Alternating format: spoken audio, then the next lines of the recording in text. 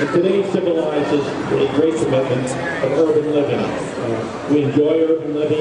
It's very diverse. At the same time, I'm always changing and thinking how important our lakefront, our riverfront, our parks, the environment, and where they all come from is truly Native American. The Indians, American Indians, are part. They are the people that made this land what it is. For that reason alone is important.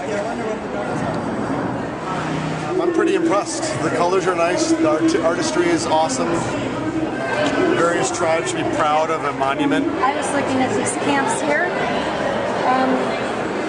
I didn't know there were camps right in the area. To have this map here permanently, that's pretty amazing to me. And I don't know any of this history. You know, I'm ashamed to say it, but I really don't. We don't know anything about our Indians in Chicago, so I think this is very important.